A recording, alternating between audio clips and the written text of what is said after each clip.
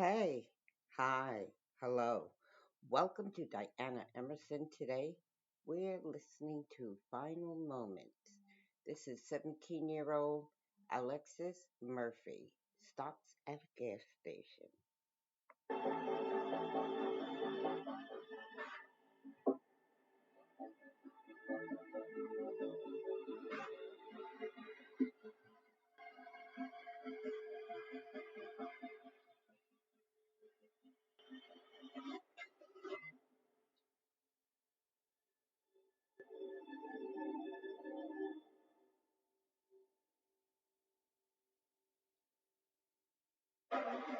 In case y'all didn't know, Black Girl Sunday, celebrate your girl. I'm not, it's whatever.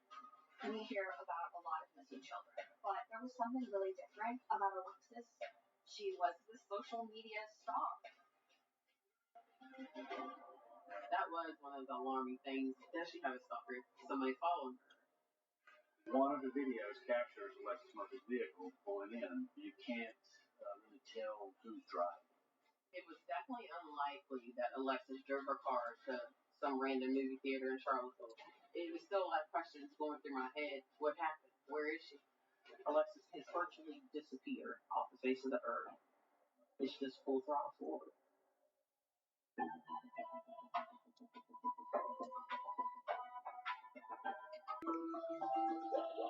It's August 2013 in the rural enclave of Shipman, Virginia.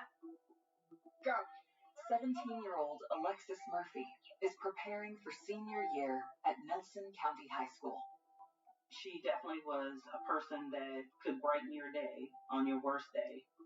My name is Trina Harmon Murphy, and Alexis is my great niece. She was just an incredibly humble, genuine person. She was a total package. I'm Jasmine Murphy, and I'm Alexis' cousin.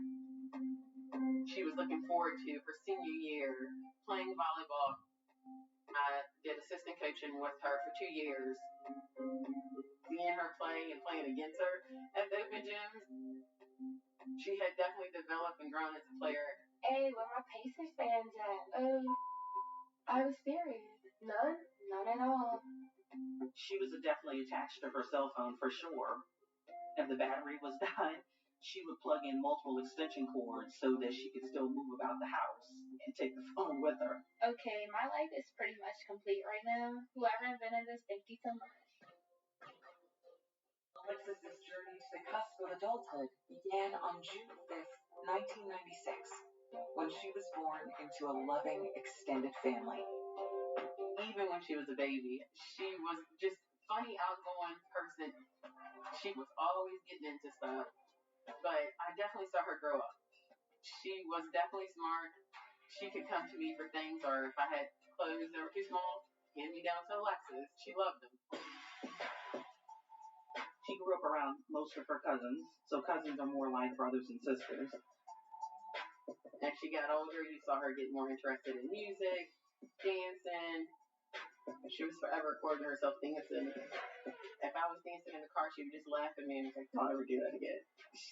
Just a joy. She loved her music and dancing. She definitely did.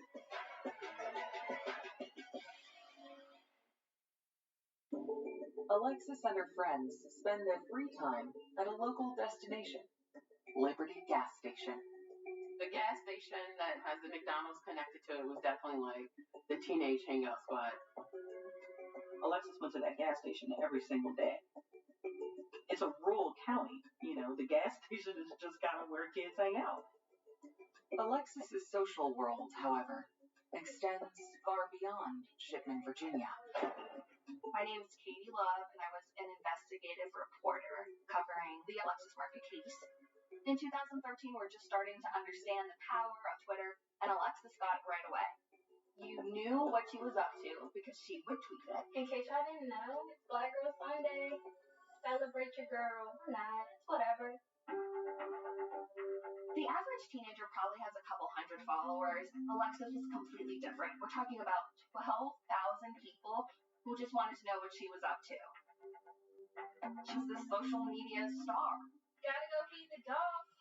Nobody feel like doing that. I go here. I haven't even thanks, whatever. We would joke about it. She's like, I don't even know how they follow me. I'm like, well, they obviously like what they see or what you're doing.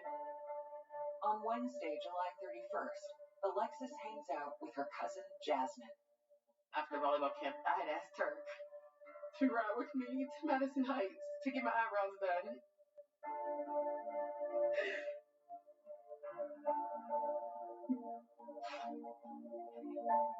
And I remember we had went to the Chinese place to get dinner,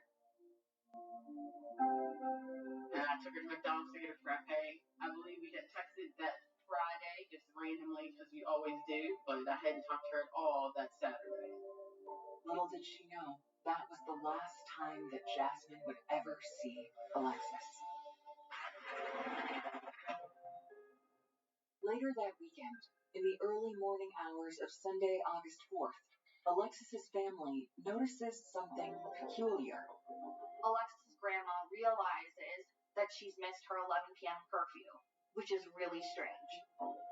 Alexis never missed curfew, was always in the house on time, and they have no idea where she is. That day, she left the house in her dad's car, the white Nissan, and the car is nowhere to be found. Of course, her grandmother, immediately started to call her phone, but it went straight to voicemail. Alexis was always tapped into that phone. When she didn't answer it, that was a big clue. I thought she'd had a car accident. That was my first thought. Her mom works night shift at the post office, so she came home from work that morning and immediately went to the sheriff's office and filled out a missing persons report. I'm William Everett Mays Jr. I go by Billy. I was investigator lieutenant with Nelson County Sheriff's Office. I get a phone call. It is brought to my attention by one of the deputies with Nelson County that this young lady didn't return home. The deputies had already spoke with the family and got a lot of information that I needed to start my investigation. Teenagers, a lot of times, tend to be a little secretive about what they're doing. We have to take into account that maybe she is with someone that she doesn't want you to know about, or she's went somewhere that she doesn't want you to know. As Lieutenant Mays gets up to speed on the case, he's alarmed by Alexis's large Twitter following. She had a lot of followers on social media, but with that, there's the downside. It's just a breeding ground for predators. With just a matter of hours, I had a huge resource available. We had social media experts from the FBI that were devoted solely to that. That was critical in this case. I remember coming through her social media and seeing, some of the things people would post, like, oh, I would like to meet you, or you may see me sooner than you think. That was one of the alarming things. Does she have a stalker? Is somebody following her? As investigators dig through the large digital trove, they spot one tweet that points to her plans for early Saturday evening. As she was posted throughout the day, one of those said she was bird-bound, which means she was headed to Lynchburg, which is a city just south of Lovingston. Her family explains to investigators the enthusiasm behind the 6:04 p.m. post. She had an appointment for her senior pictures the following week, and she loved hair and makeup. So her plans that day were to go to Lynchburg and buy hair to do her hair extensions for her senior pictures. Her mom gave her a lecture on not spending too much money on hair, and she told them she loved them and got in her car and drove away. That was her very last tweet. Police reach out to the Lynchburg store she was headed to, but shopkeepers say she never arrived. Whether or not she ever set foot in the city is a mystery. The million-dollar question is why? Why she deviated from that plan, and was that voluntary? To track her movements, Mays subpoenas Alexis's cell records. But while he waits for the results, late that afternoon, Trina devises a plan to find her using an app called Find My Phone. Ridge Estates was the last location that the Find Me app on her phone actually provided. It's a vast piece of property. It's several thousand acres. So a lot of resources from the Sheriff's Office and State Police were focused on that area. There was a huge gathering of people. There was tons and tons of people willing to help. By 6:30, there was a state trooper helicopter in the air looking for her car. By 7:15, the first FBI agent was on the scene. You're on a pendulum between hope and despair. A suspect on the road to Lynchburg. It almost made you afraid to even be out at night alone. And clues from Alexis's final moments lead police to the end of a dirt road. It looks like something out of a horror movie.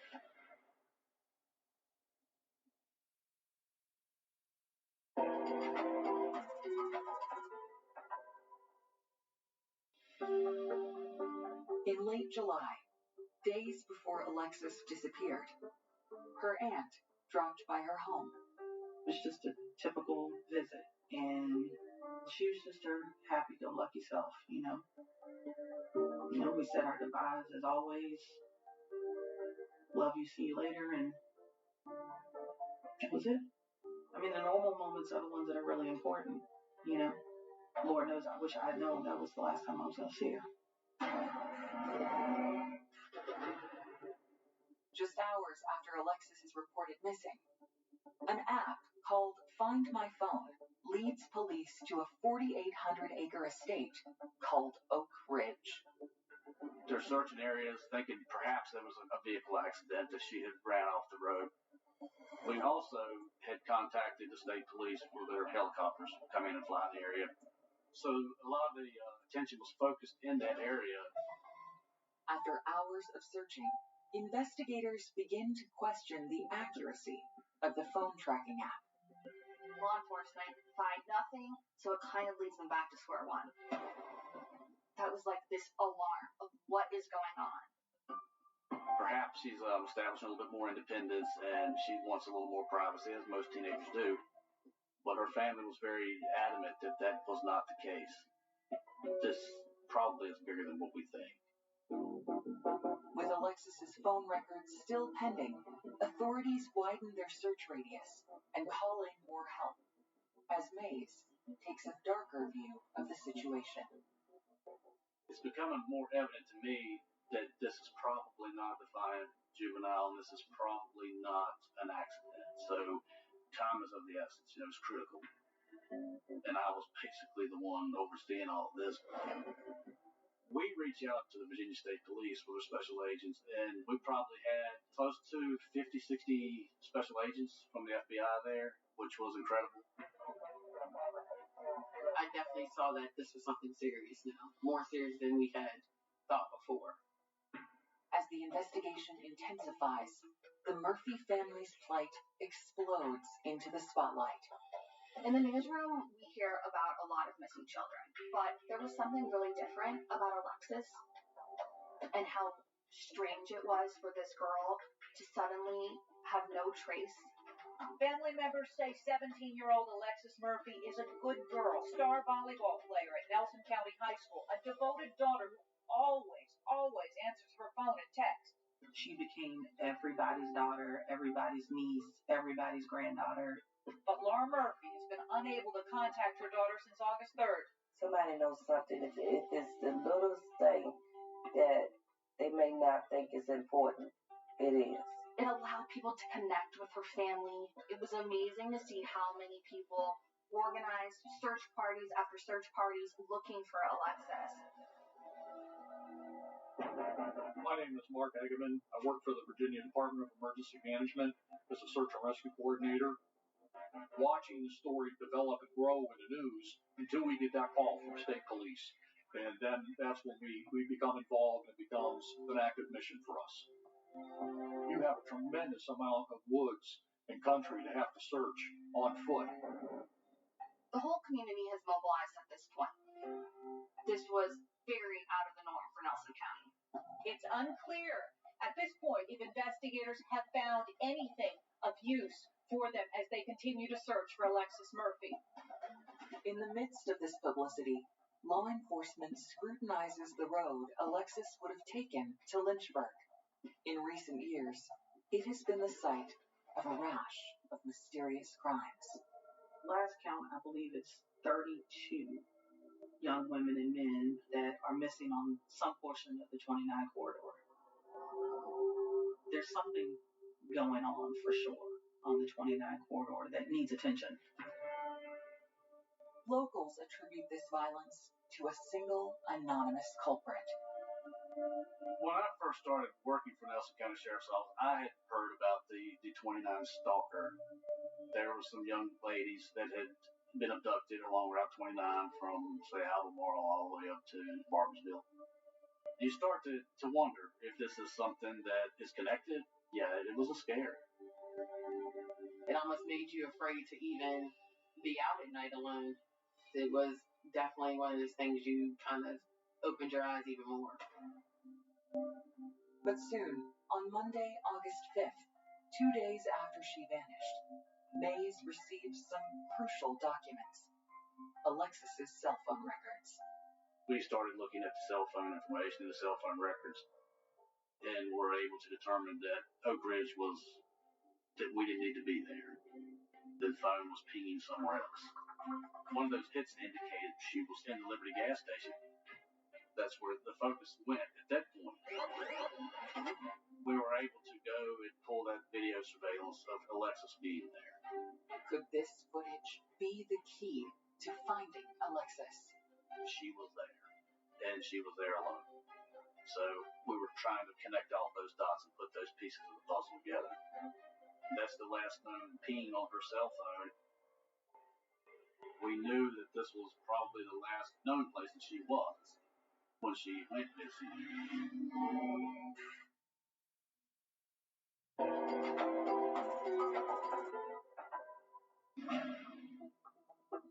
In the case of Alexis Murphy, police have obtained surveillance footage from the Liberty gas station on the day she disappeared, after her last tweet around 6 p.m. Could this video hold clues to her whereabouts? It was somewhere around 7 p.m. What I seen when we watched the video was Alexis coming into the store to pay for her gas. She looked fine when she was inside to me. She didn't appear to be distressed or distraught or in any kind of danger or scared, and she was there alone. There was really nothing that looked out of place. And then she exits the gas station.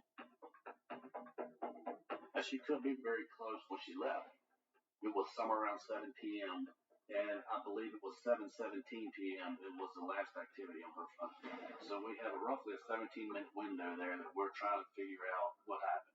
We were starting to canvass the area, perimeter around the Liberty gas station, talking to every resident there. We were looking for this young lady and her phone. There is a car lot directly across Route 29. We were searching that area and searching for some cars just because we didn't know. Law enforcement finds no sign of Alexis or her car or phone. But on August 6th, 3 days after she went missing, a tipster contacts police about a major discovery in Charlottesville. Tuesday evening, someone just who had watched the news and had heard about Alexis Murphy's disappearance had noticed his vehicle sitting there and called us. Said, hey, this car is here in Charlottesville. So, of course, we drop everything. We haul freight to Charlottesville. It was Alexis Murphy's car. I wasn't expecting it to be found in Charlottesville. It wasn't close to Nelson County. The city of Charlottesville lies about 40 miles north of Alexis's hometown of Shipman and 70 miles north of Lynchburg. It was the Carmichael-Selma area.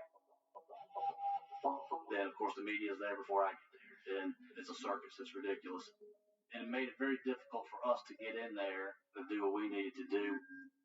It was leaked on social media that the car was found before the police ever had the opportunity to call and tell us. It was definitely unlikely that Alexis drove her car to some random movie theater in Charlottesville. If she said she was going to the Berg, then that's where she was going, to Lynchburg. It's odd to end up the opposite direction in which you said you were going. But when I got the news that they had found her car, I wanted something. Some kind of answer to besides, okay, they found her car. Is she in there? Or what's in the trunk? My biggest fear was when we popped the trunk, Alexis was going to be in the trunk. And when we do open the trunk, she isn't. Which it was a relief, but at the same time, it's like, where is she? And her phone is not there. So you go from, yay, she might still be alive, to, okay, where do we go from here? This is a big piece of the puzzle, but Alexis has virtually disappeared off the face of the earth. You can't find the phone. It's just full throttle forward. Determined to figure out how the car got there, Mays obtains surveillance footage from surrounding businesses. There's hundreds and hundreds and hundreds of hours of CCTV that we're going through. And luckily, one of the videos captures Alexis Murphy's vehicle pulling in on Sunday night at around, I believe it was around 10 o'clock. It's a real grainy video. You can't really tell who's driving. You can just tell that there is a figure that gets out of it. And the subject walks out of frame. It was a creepy scene. Could this mysterious figure be Alexis? Despite her bold personality, her family thinks otherwise. She was definitely scared of the dark, so her to walk off in the dark without a light, no, it was definitely unlikely to be Alexis. While the individual does not appear to be Alexis, their identity is unknown. You can't identify this man, a woman, age, anything. It's not Alexis driving the car. We have no idea who this person was. Search teams are still out there looking for any clues of where Alexis had gone. Desperate to understand the mystery figure's connection to Alexis, investigators re-examine the footage from the gas station. When you look at the video going back, there was an individual that held the door open for her. And there was some small talk. There was something really interesting, and they see something they had never seen before. There was a man holding the door for Alexis Murphy. And it looks like on the footage that there's some sort of conversation between Alexis and this unidentified man. So suddenly, there is a new person of interest in the case. So we're starting to wonder if it's the same person in Charlottesville.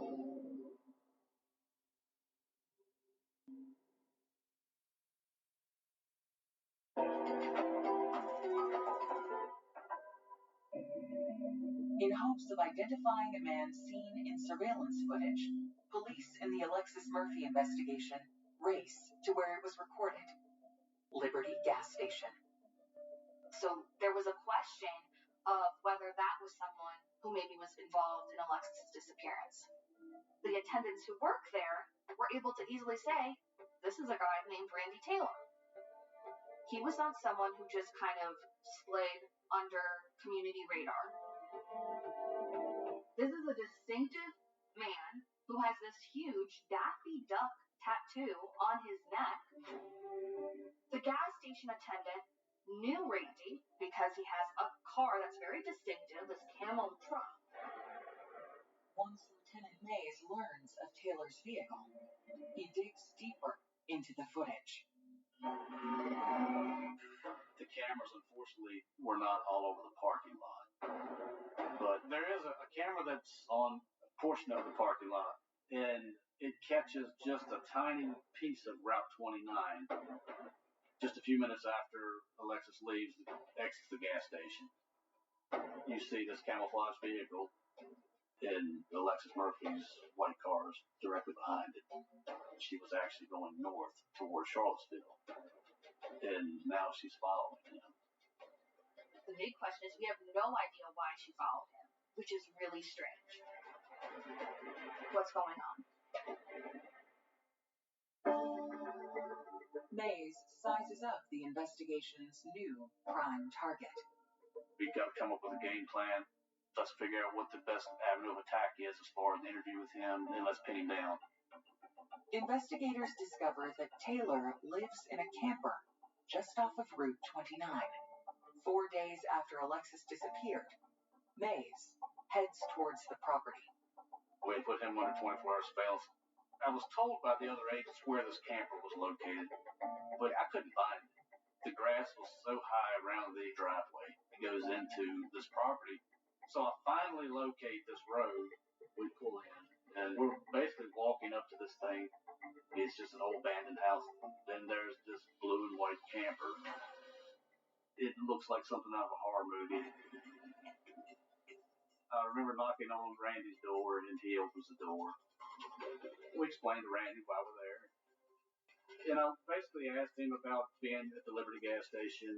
We're looking for this young lady. And he said he had no knowledge. He'd never seen her, didn't know her, wasn't at the Liberty gas station, had no idea what we were talking about.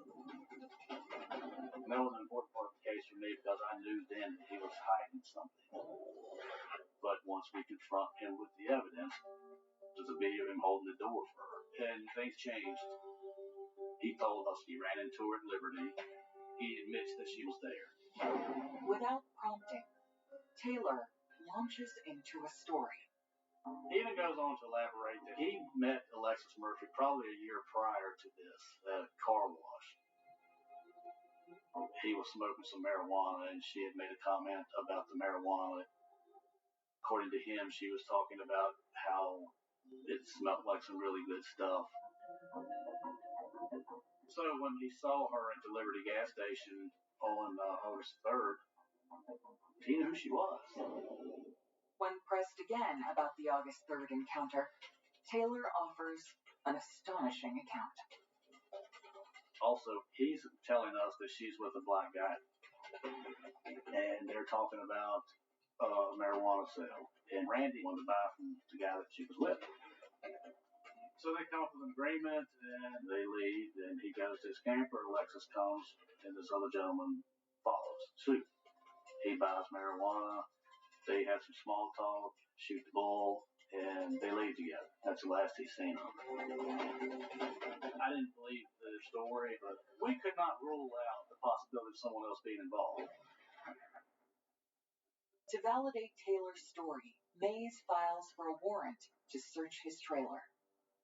Alexis's social media is also scoured in search of the man in Taylor's description. They got the picture off of some Facebook page or something, but very quickly we're able to identify this guy as Damien. Damien was a resident of Nelson County, but he leaves town shortly after Alexis Murphy is missing and goes to Alabama. That was alarming. That was enough for us to further investigate this. I knew Damien. We went to high school together. So Alexis' relationship with Damien, I don't know exactly what it was. I knew he worked at McDonald's at the time. She always was at McDonald's getting a frappe. Was he one of the last people to see her? Did he have something to do with it? Did he know about it? It was still a lot of questions going through my head. What happened? Where is she? Police uncover disturbing clues. We see that a fingernail is embedded into the carpet. Hearing this kind of evidence, your stomach just turns. Authorities close in on a suspect. I don't think he expected the rain of hell that came down on him. And cryptic circumstances envelop Alexis's final moments. So it leaves me with the $1 million question. How did you get there?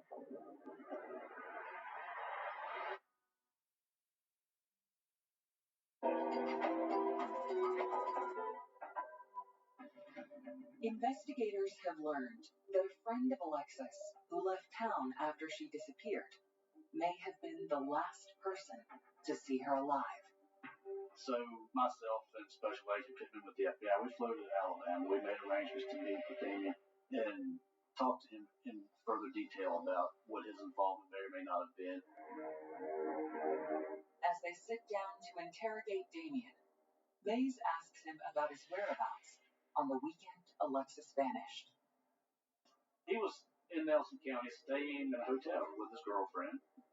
He said he was at the blood bank donating plasma, and this was right around the time that she went missing.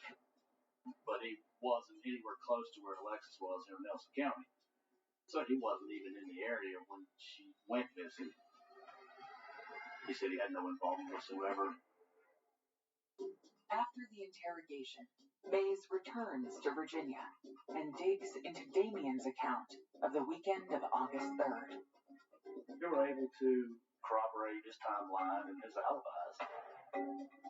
There was nothing, there was no dots to connect with Damien. It was just another ploy for Randy to throw the investigation off. After clearing Damien, critical information in the case against Randy Taylor comes through. We were able to secure a search warrant for his camper. We executed that search warrant. We go in, we explain to Randy why we're there, and we pull him out of the camper, and the forensic techs go in and start the evidence recovery process. They go to his house, his trashy dump of a camper. It was a bit messy. Inside they find evidence. We see that a fingernail is embedded into the carpet. They find a hair extension. And then a diamond stud. Hearing this kind of evidence, your stomach just turns. It wasn't something good when I heard that they found all these things there. Because those are things that any girl, you're not going to just let that go. It had to be taken from you. Alexis didn't have false nails, things like that. It's not going to just come out easy.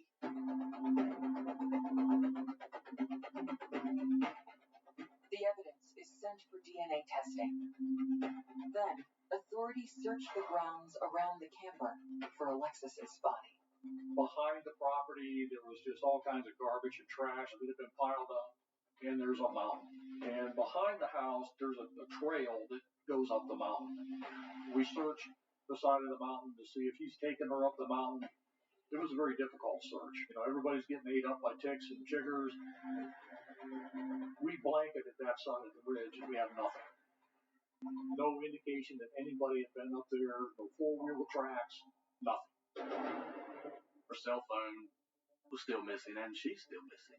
We were still hopeful that we could find more evidence. So I actually reached out to administrators with the Department of Corrections and inquired a little bit more about these cell phone dogs. We learned that law enforcement is using canine dogs to sniff a very specific adhesive found in phones. We start to see canines sniffing Randy Taylor's camper.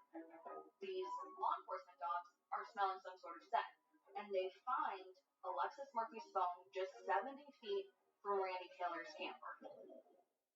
It's broken. It looks like someone's tried to take out the battery.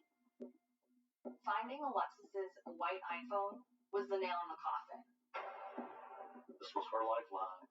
I have that on your property, and she's not here. Something terrible has happened. So I really think that pretty much sealed the deal. I went ahead and arrested him for abduction with intent to defile. He looked like a ghost. Like a deer in headlights. I don't think Randy expected the rain of hell that came down on him as fast as it came down on him. After the arrest, Mays seeks out the Murphy family for a difficult discussion. So a decision was made to sit the family down and tell them we don't think she's alive and we want to go forward with a murder charge. And to do that, we had to have their support and understanding that she is dead. I think we had to agree with the evidence that was presented before us, because obviously the evidence was there, right? And we can't find her. She has had no contact with her family. That was kind of the defining moment to know that chances are she wasn't here anymore.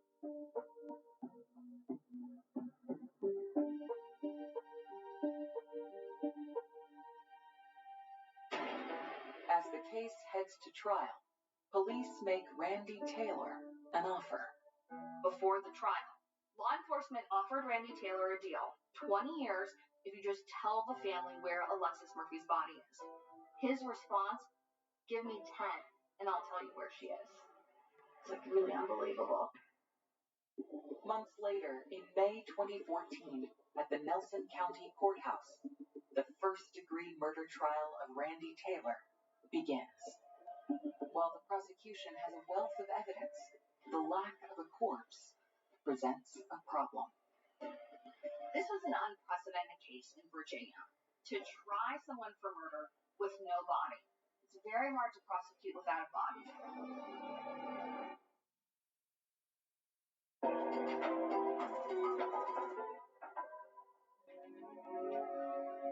In May 2014, the murder trial of Randy Taylor commences. On behalf of the state, prosecutor Anthony Martin delivers the opening statement. The prosecution was able to paint this really violent scene with the amount of evidence that was just found inside of the scamper. Something horrible has happened. But in their opening argument, Taylor's attorney takes aim at the prosecution's assertions. The defense was constantly saying, there's no body, there's no murder weapon. They kept hitting on it. His explanation of the hair extensions was the police planted it, but we knew that he was full of it. After opening statements, the prosecution unloads its most potent evidence, an item discovered on a deeper search of Taylor's camper after his arrest. One thing I will never forget is Randy Taylor's bloody t-shirt.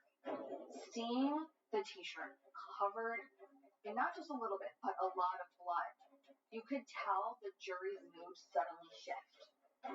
Attorneys reveal the results of DNA testing on items found inside the camper. That was her DNA on the shirt. It's a mix of blood and saliva and fluid, or whatever DNA on these hair extensions that were found. They're glued and woven into the hair. They don't just fall out. That indicated to us that there was a violent struggle that took place. We know that there was nothing casual about this encounter, that it was extremely violent. After closing arguments, the litigators turn the case over to the jury. Within hours, the jurors announce that they've reached a verdict. I was at volleyball practice. I remember looking online and seeing guilty. And I just busted out in tears. It was a relief, like kind of a joy for us, because you're going away. You're not going to hurt anybody else. It was a few moments of the weight has been lifted. We have some type of justice.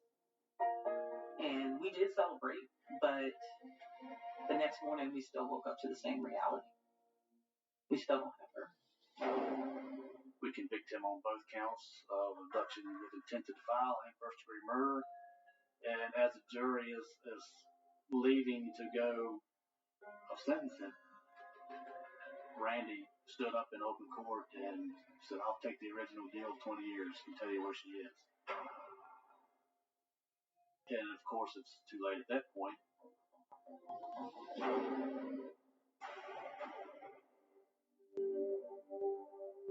He ended up with 2 consecutive life sentences and is currently at Red Onion spending the rest of his life in prison. So, in the case of Taylor's continued silence, Anger and mystery linger over what transpired in Alexis's final moments captured on video.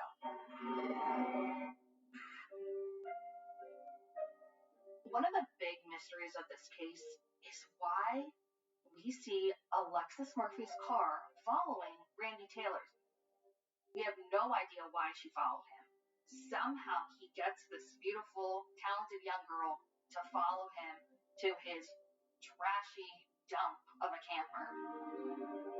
I still can't even wrap my mind around it.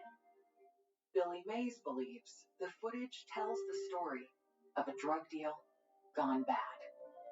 I think Randy had some conversation with her in the parking lot prior to coming into the store about some marijuana that he had. So I really, truly think that she followed Randy back to his camper in the thought of purchasing marijuana.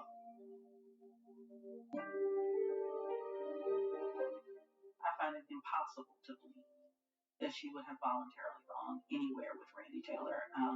Alexis didn't have to go with Randy Taylor if she really wanted me.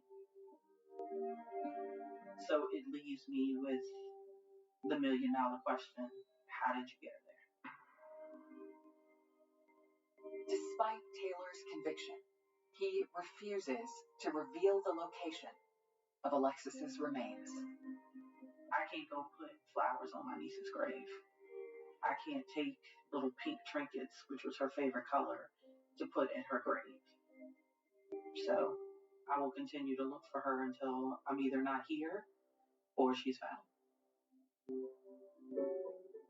Whether or not Alexis's body is ever found, her family and community will never forget her. I still think about Alexis all the time. Her face is on my refrigerator. I have a t-shirt with her face on it. My daughter, who I now have, will know about Alexis. There was such a bright future ahead for this young lady. I grieve the what ifs the most, you know. Where would she have gone to college? What would she have majored in? Would she have met the love of her life, you know, in school? Would she be married? Would she have kids? It's still unreal because it's like, how can this happen to her? You kind of sit back there and wonder, what if she stayed home that day? What if? It's always that question of what if. And they'll always remember their final moments with Alexis. I remember we had went to the Chinese place to get dinner, and I took her to McDonald's to get a frappe. It's one of the things that I always think about, especially when it comes up the anniversary date of her going missing. The last time I saw Alexis was the weekend before she was abducted. I mean, the normal moments are the ones that are really important. Family gatherings and parties and celebrations and regular moments. You know, we said our goodbyes as always. Love you, see you later, and that was it. Lord knows I wish I had known that was the last time I was going to see her.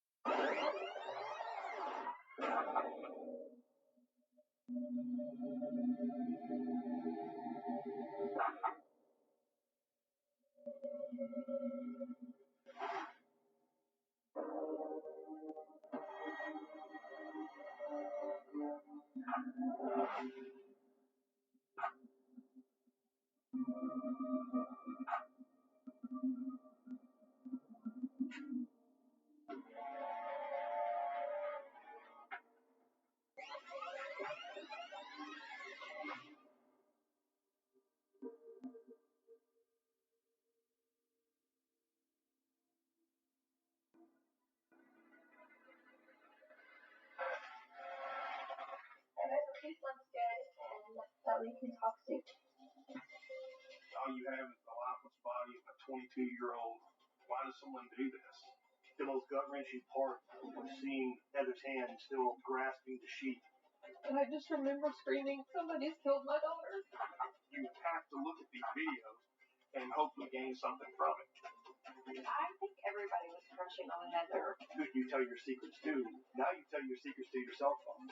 It was one of the most shocking videos I have ever seen in my career.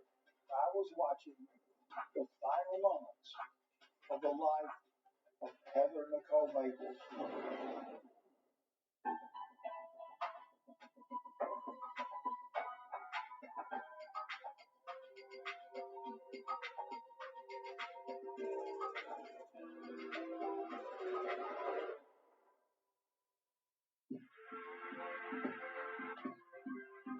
22-year-old aspiring college student Heather Maples is preparing to leave her hometown in Texas to pursue her dreams in Tennessee. She loved the idea of moving to Tennessee. She just wanted to start over and do something different. My name is Jenna Gomez, and Heather will always be my best friend. She knew what words to say to make you feel better. Literally 5 minutes to talk with Heather, and you would forget that you're even sad about anything. And Heather was really good at helping people. I am really sorry that I didn't send you anything yesterday. And I hope you slept good and that we can talk soon. Heather Nicole Maples is born August 23rd, 1992, in Ocala, Florida, on the eve of a record storm. My name is Jennifer Hunter, and I am Heather Maples' mother. Hurricane Andrew was just hours away, but I had a baby during a hurricane, basically. So she was known as my hurricane baby. I met Heather at my elementary school in Dallas, Texas. I was actually a really shy, quiet, introverted girl. I was afraid to speak to people. Heather just completely brought me out of my shell. We both tried out for cheerleading. We were so excited and so scared, but Heather wasn't afraid of anything, and we made it. In 2004, when Heather is in the 7th grade, her mom gives birth to a second child, Ryan. When he's diagnosed with a developmental disorder, Heather's focus turns to her family. All of Heather's high school years were spent with Ryan, helping Ryan learn how to talk, learn how to walk. She just immersed herself with helping to raise and take care of Ryan. When she's not caring for Ryan, Heather lives the life of a typical teenager. We spent a lot of time talking about boys. We talked a lot about what we wanted to do with our future. Heather had wanted to go to college. She was interested in pursuing a career. She decided that she was going to be a counselor. She had always been that friend. She was that listening ear because she was such a compassionate person. After graduating from high school, a friend of Heather's named Chaz unexpectedly calls and suggests she join him in Tennessee. He told her that he was in Murfreesboro and that it was a great little town. It was also a college town, and that would give her a better opportunity to be able to go to school in a local place. I remember she packed up her entire car, and I was so depressed that she was leaving, but I understood and I admired her courage. In January 2015, Heather arrives in Murfreesboro, moves in with Chaz, and embarks on a new adventure. It was a friend situation when she went, but I think it turned quickly into a boyfriend situation. When Heather first moved in with Chaz, everything was okay. And so this was just a fresh start for her. My name is Kelsey Price, and I was Heather's best friend in the state of Tennessee. My first impression of Heather was, wow. I mean, I was in awe. She just gave off this vibe, this light about her. And I said to myself, this girl is going to be my best friend. Kelsey helps Heather land a job in the offices at the Cove apartment complex, where they both live. We worked hard, but we also had a lot of fun. We would go bar hopping, go to the mall, go shopping, get manicures, just the typical girly stuff. While Heather is thriving with work and friends, in April, her relationship with Chaz begins to crumble. Heather and her boyfriend, they split up, and he moved out, and she was able to keep her apartment, so she didn't have to move again. And in early August, she phones her mother with exciting news. She was on the phone with me, and all she kept saying was, "Oh my gosh, Mom, oh my gosh." I was like, "What?" And she said, "I was accepted to college. I'm going to college." And I was like, "You're doing what?" She was so excited, and I was so happy for her because that was something that she did on her own. It was her proud moment. A week later, Kelsey Price opens the rental office at the Cove apartment complex and notices Heather is late for her shift. She had a tendency to, sleep in, and so there were a lot of mornings where I would have to call her about 9:15. I'm like, okay, Heather's not here. So I call a couple times. I don't get any answer. I remember her saying, if I don't answer my phone, just come get me. So when I open the door, I see her mattress, and I see her laying there. And I'm calling out to her. I'm like, Heather, Heather. I walk over to her, and I notice that she has a top on, but nothing else. And I'm like, gosh, she really got on one last night. So I look at her foot, I tap it, I'm like, Heather? And when I tap it, I realize it's dead cold. I slowly start to back out of the apartment. I was like just breathing and thinking like, what the hell is going on? I called 911 and they say, what's your emergency? And I say, I think there's been a homicide here.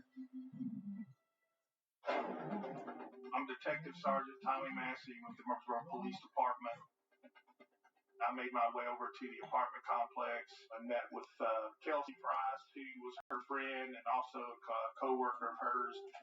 When I arrived on the scene, they'd already established a crime scene, had it roped off.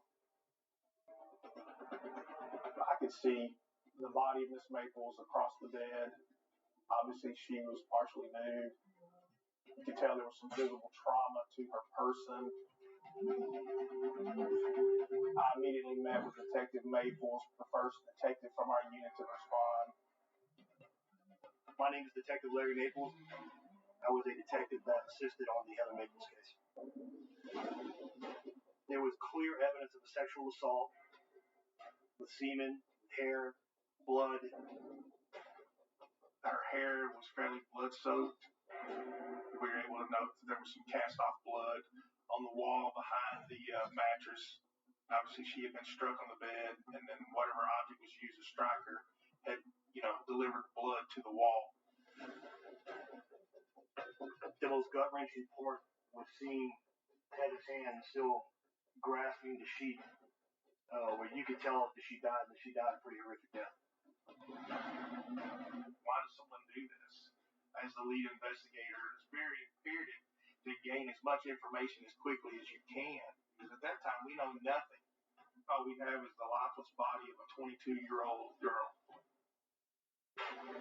Detectives search for clues in Heather's final moments. With a harm of this nature, it was very conceivable that this was going to be a little more on Heather's private life. Friends become suspects. There was no forced entry to the door, so it didn't appear to be a random act. And a window opens to a horrifying world. It was one of the most shocking videos I have ever seen in my career.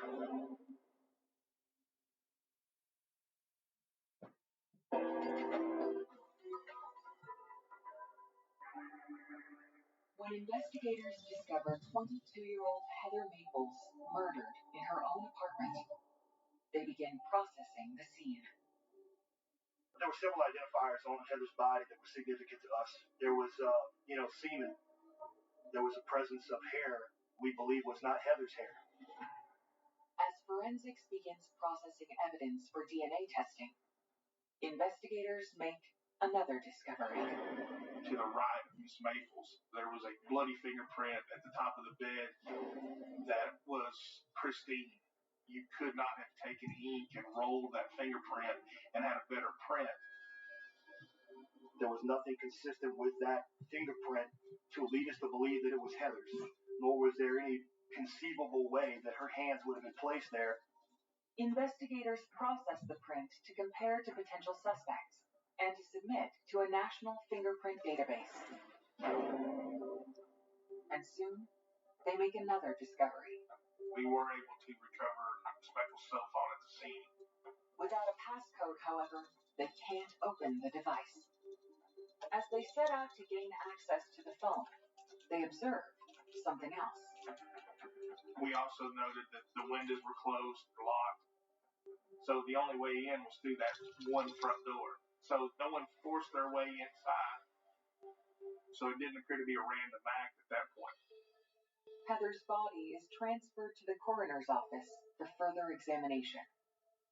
With the support of Heather's best friend, Kelsey, Detective Massey then embarks on a harrowing task. One of the most difficult things to do is the death notification to someone's family that their loved one is deceased.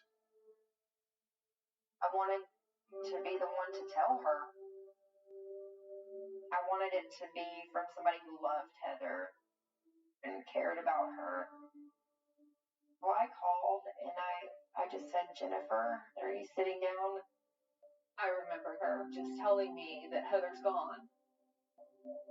And I was like, where is Heather? Because I knew Heather was supposed to be at work. And then she said Heather is dead. I just remember screaming, no, somebody's killed my daughter.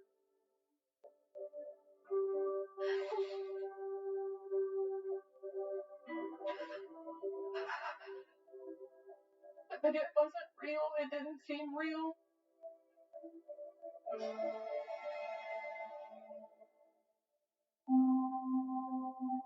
In his conversation with Jennifer, Detective Massey learns that the last time she saw her daughter was 6 days ago, when they spent the afternoon together in Texas. She just called about a week or two before and said, hey, I've got tickets. I'm coming home for this weekend. It was great to see her. Heather and I were together. I dropped her off at her friend's house and I gave her a hug and a kiss and told her I loved her. I had no idea that that was going to be the last time I was ever going to hold my daughter. Back at the crime scene, Massey speaks to Kelsey about Heather's living situation and discovers that her relationship with her ex-boyfriend Chaz has been tumultuous. There have been allegations of abuse.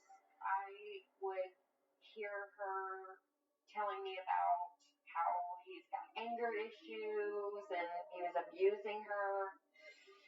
It was a pretty scary thing because she called me. She was really upset and she didn't know what to do. I told her to leave and come back home. But she was determined to really make something of herself. There were often times where I thought, oh my gosh, am I going to have to go over here and intervene? But I helped her get a restraining order. I pretty much just took her under my wing from there on out. He becomes someone we wanted to have a conversation with about her death. Did something trigger him? Was this an act of aggression? Those are the things we wanted to know. Before police can track down Chaz, something unexpected happens at the crime scene. A young man came just about bursting through the crime scene. His name was Michael, and he was very determined to either get inside that tape, get inside that scene. It's not uncommon in some cases that you will have suspects come back to the scene and interject themselves into the investigation. Michael also shares an alarming piece of information. The interesting part was that he had Heather's keys. No one forced themselves into her apartment, and she's dead. So certainly that's somebody we want to have a conversation with. And we got him back to our offices pretty quick. He seemed pretty upset and despondent over the fact that his friend was deceased.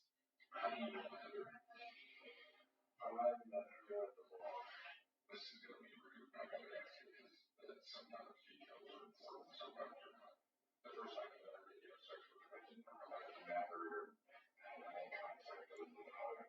So you never had sex with her. Michael may have had a little crush on her, but at the same time, he had a girlfriend, and I don't know if he ever acted on any of his feelings. Michael then reveals that before Heather was murdered, he spent much of the evening with her. What was the story on that?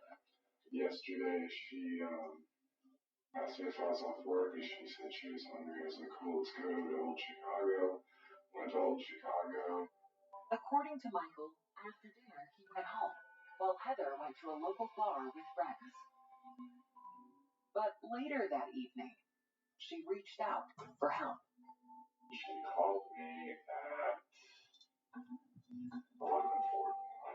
So 11:40 she calls me. And she tells me that I need to come to the bar. She really needs me right now. There's people hitting on her and she's really upset. I was like, okay, I'll be there. We learned from Michael in the interview, there was a situation where she was being, if you want to call it, harassed by a young man by the name of Artavio.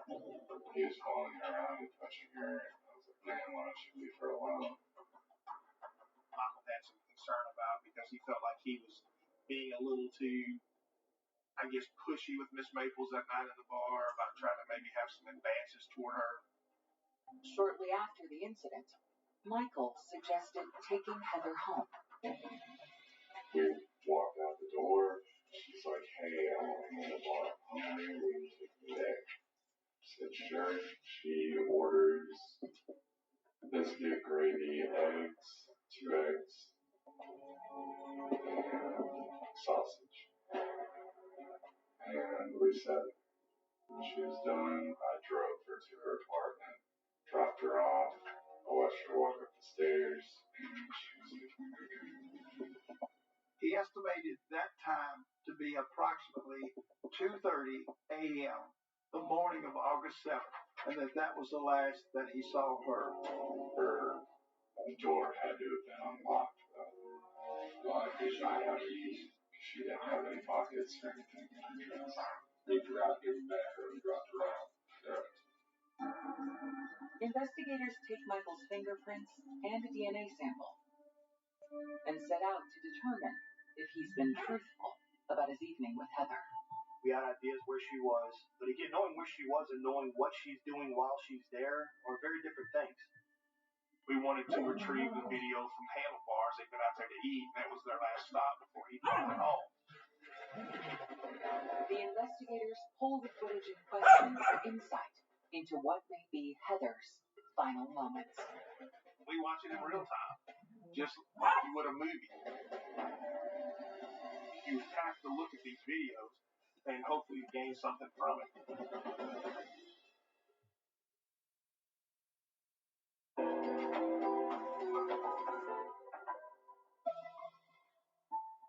Investigators are reviewing security footage of Heather Maples and her friend Michael from the early morning hours of the night she was murdered.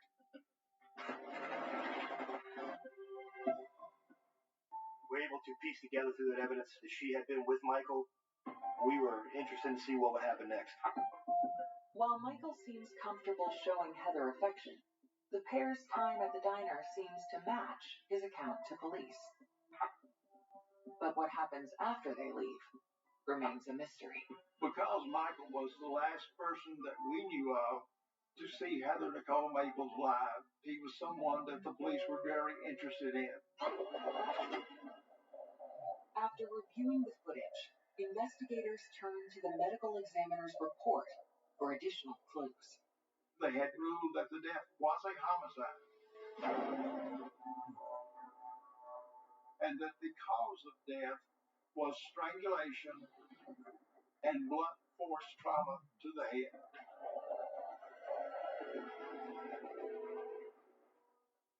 The rape kit provided them with a DNA sample. That DNA sample was forwarded to the Tennessee Bureau of Investigation Crime Laboratory for analysis.